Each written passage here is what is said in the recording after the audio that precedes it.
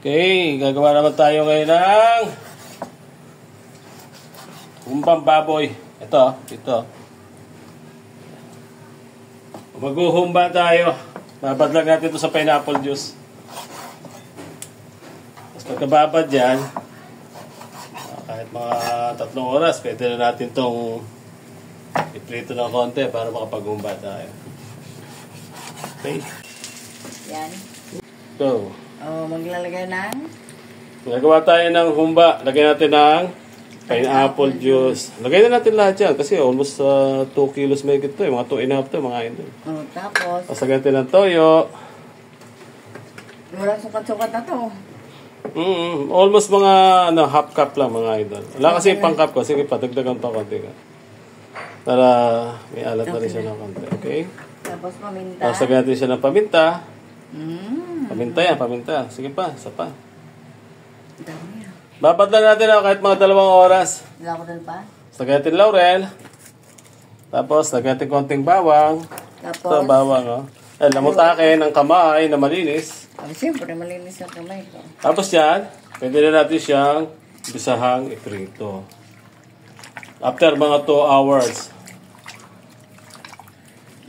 Iba nito, pag kulang kayo ng tubig, pwede nyo siya lagyan ng Sprite. Pero kami, wala pang kaya nalagyan ko na lang siya ng asukal. Kasi kulangin kami. Lagyan ko na lang siya ng sugar. Isang kutsara? Mga 2 kutsara kasi humba ito. Kailangan medyo matamis. Ilan? Brown, 2 kutsara. Sige, isa pa. Yun. Okay. Tapos, lamutan ko ulit. Tapos, mamaya natin lalagay yung ating black beans. Sa huli. Pag pinakuloan nyo pero mas maganda talaga iprito na konti ka, di ba? Oo. Para masaya naman. Okay. Antayin natin, mga 2 hours lang. Okay. Ito na, nababanda natin ng gusto yung ating kwan. Lagyan natin ng klabo, mga idol. Ayan, klabo yan. Ayan, wala tayong star anise, pwede naman ito. Siguro, mga bilang lang. Siguro, mga 8. Pwede na, malasa kasi siya. Tapos, babad nyo. Okay, mukhang okay na to. Mag-isa na lang tayo ng bawang sibuyas, mga idol. May 2 oras na. Mag-isa muna tayo. Ayan na. Isa. Pag kinulang tayo ng konting tubig, pwede nyo lagyan ito ng Sprite. Okay, gusto tayo ng bawang sibuyas, mga idol.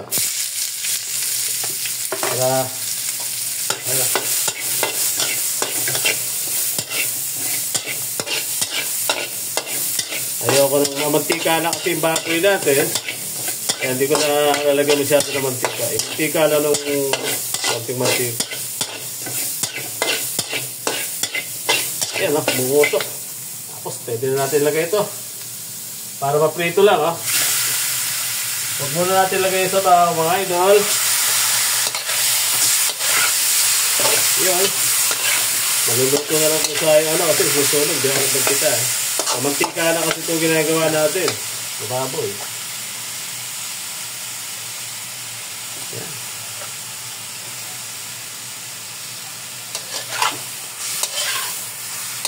Kaya isang maprito ng konti. Madami ito nito. Kaya kung magmantika. Para mawala yung lansa. Yung pinagbabara, tsaka na lang natin lagay yan mamaya.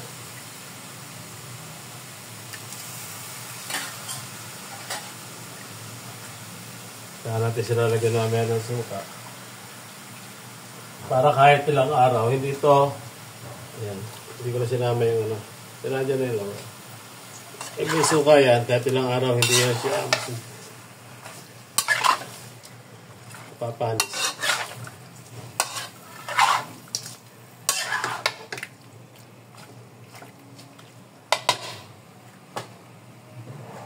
Okay. Tayo natin siyang matuyo. Takpan natin. Ayun. Para maganda. Makuha yung moisture ng baboy. Mawala. Balikan natin siya after mga kalating oras, mga idol. Okay. Mukhang kulo-kulo na. Sana na-prito na ng konti itong ating ginagawang humbang Bisaya, mga idol. Humbang Bisaya.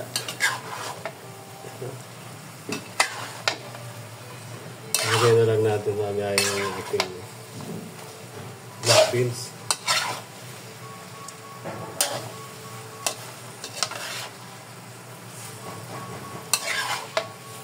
Diba? Nagprito na siya ng kaunti.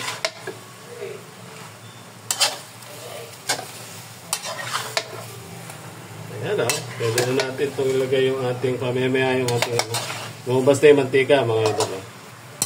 Sinalabas na talaga yung mantika para mawala yung lasa ng baboy. Tapos yan, nalagay na natin dyan yung ating nalagay na natin yung haling.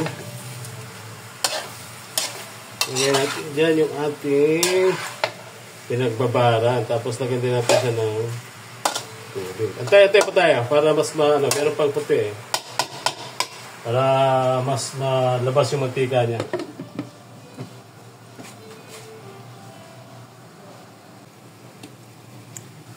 Okay, mukhang prito-prito na yung ating mga idol. Medyo madami kasi itong ating humba. Yan, nagdikit-dikit na ng konti. Ayan, prito-prito na siya. Labas magtika na ito, mga lodi. Ayan. Ayan,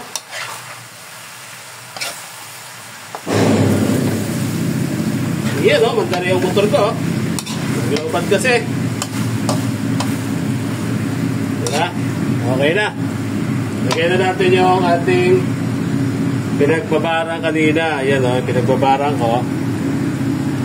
Dito na yung asukal. Buhos natin. Tapos, andyan na rin yung pineapple juice kasi ito na yung pinagbabarang ng pineapple juice. Ay, pampaminta. Hindi ko nasasama. Baka lumakas ang lasa ng paminta natin. Tapos ulit tayo mga idol. Ngayon, pag nakukulangan kayo dyan, pwede naman tubig. Sa akin, meron tayong 7-up na natira dito. Ayan, 7-up. 7-up ang dadagdag kong tubig.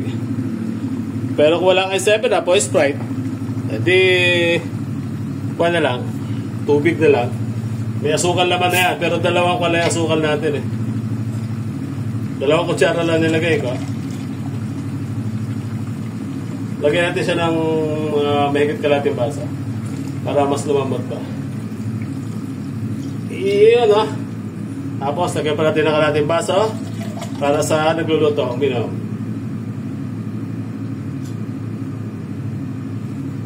Iyon sarap.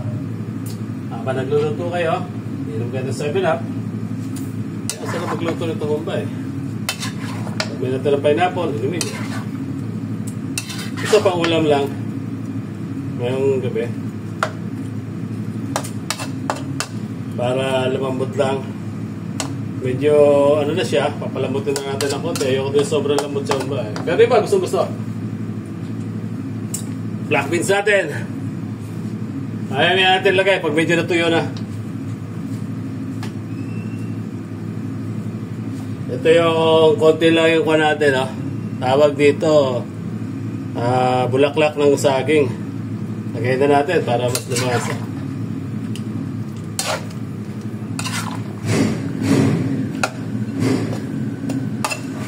Yun. Okay, takpan ulit natin mga idol. Antayin lang natin siyang medyo matabang. Lagyan ko ng malupitang patis.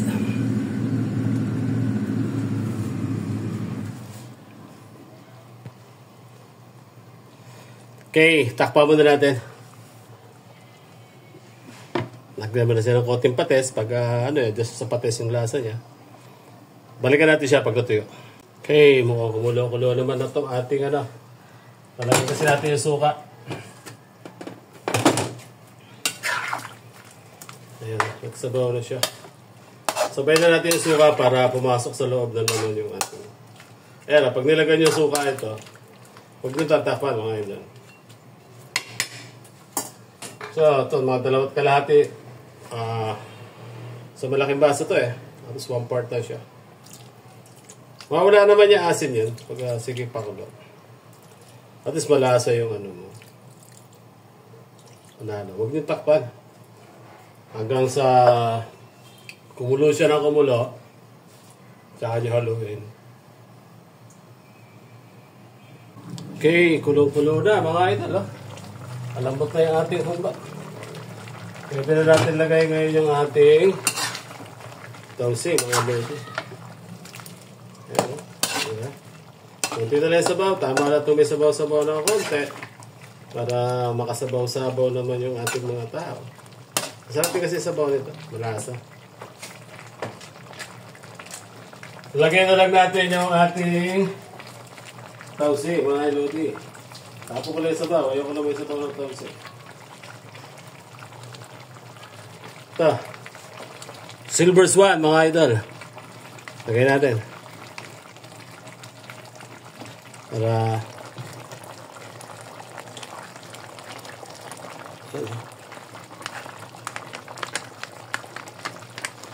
isang ano lang, pwede na yan.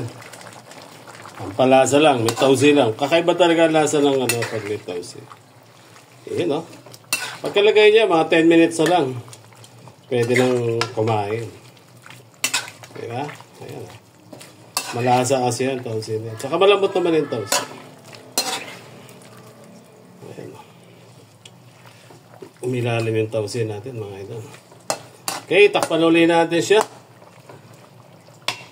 Mga 10 minutes. Balikan natin, 10 minutes. Pwede na tayong kumain, mga idol.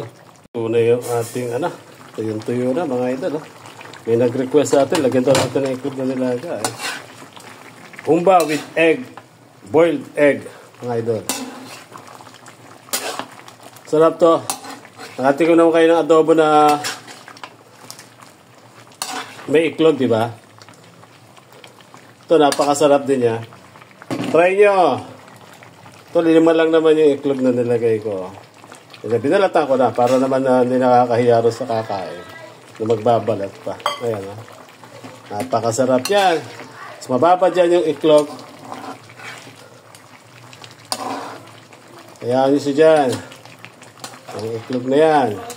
Hanggang sa humigop siya ng sabaw na asim-asim na matamis. Napakasarap. Try niya, mga idol. Okay. Pwede na kumain. Kain na na. May umiiyak ng bata. Baka nagugutom na. Ayan, no? Okay na yung iklog natin.